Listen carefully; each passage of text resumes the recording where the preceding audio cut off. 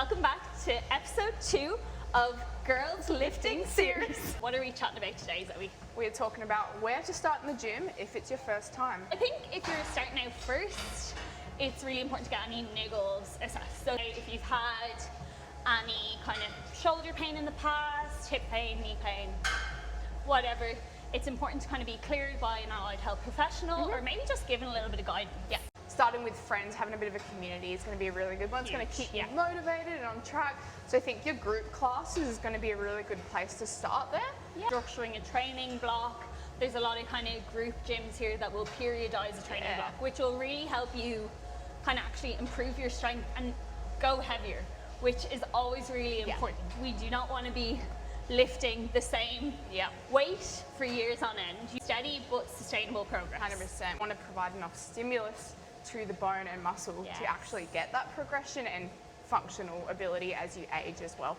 You know, there's lots of different areas of resistance training. You have your compound lifts, so we have our things like our back squat, our deadlift, our bench, which are pretty technical, and if you've never done them before, I would always recommend either working with a personal trainer or having some coaching in a group class, working with an exercise physiologist or a physio to kind of ensure you have proper technique for that. But the really nice thing about resistance training is you can tailor it, you can adapt it, it can meet you where you're at. So if a back squat feels too intense at the moment, you can always pull it back to something like a goblet squat. And you can start with a bodyweight squat, but the whole thing is it's scalable. It's about being consistent and just showing up at the start. It's going to feel scary and new, but you're going to learn to love it, find the things that you enjoy. You don't have to force yourself to do exercises that you don't necessarily enjoy. Make it fun, make it engaging, especially at the start, and just really consistent is the main thing. Have a structured plan in place and getting guidance around that if you need it. Important when you're starting out to maybe have a look at your schedule currently. The Australian Physical Activity Guidelines indicate you need 150 minutes of moderate intensity exercise a week. So think that's your like walking, swimming, running, that kind of thing. Have at least 2 resistance training sessions in your schedule a week. That is bare minimum.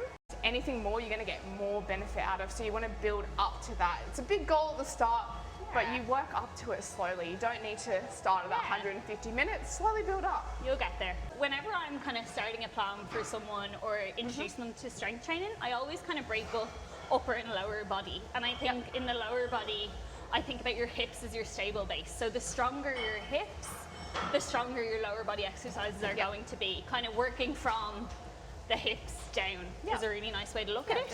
For upper, I would do the same thing but with the shoulder blades. So any of your kind of upper back control, it just creates, again, a really nice stable base for you to then work down the chain on your upper body strength. 100%. In saying that, that's a really good format to kind of just structure your days. 2 whole body sessions a week. It needs to just be, again, fun and engaging and something you're going to stick to as well. It can also be nice to like pick a goal. So maybe if you've been lifting for a while and you kind of feel, oh, I'm not making any progress, kind of getting a bit bored, challenge yourself. Set a goal of maybe getting your first bodyweight push-up, getting your first bodyweight pull-up. These things do not happen overnight. They take time, but the reward when you reach those goals is insane. Or I know, like someone like yourself, you always go for your compound lifts. You're a big compound lift advocate. You would choose like maybe a number or goal to work towards. A number or something really specific. So thinking along those kind of SMART goals is actually really important. We've heard it, you know, through the literature for years. Having something that you can actually measure that you've reached is going to be key. It might even be being able to walk inside with 2 bags of groceries without getting out of breath. Something as simple as that, but it might be a huge thing for someone else. For someone starting in the gym, let's give them a bit of an example. So our top 3 exercises to start with if you've never been in the gym before. One of mine would definitely be a row. So like I said, for your shoulder blades, that stable base to kind of support your upper body training, we want to be strong in a pull movement. Pull is something we encounter every day, so it's important to be strong in it.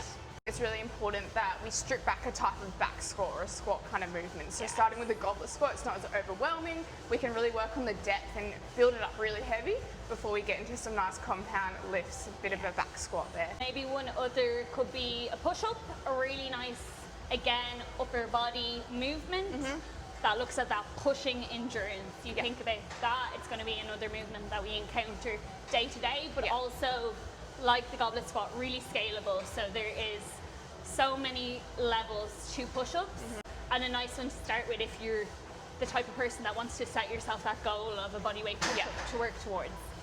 Shall we give them a go? Let's do it. Let's go.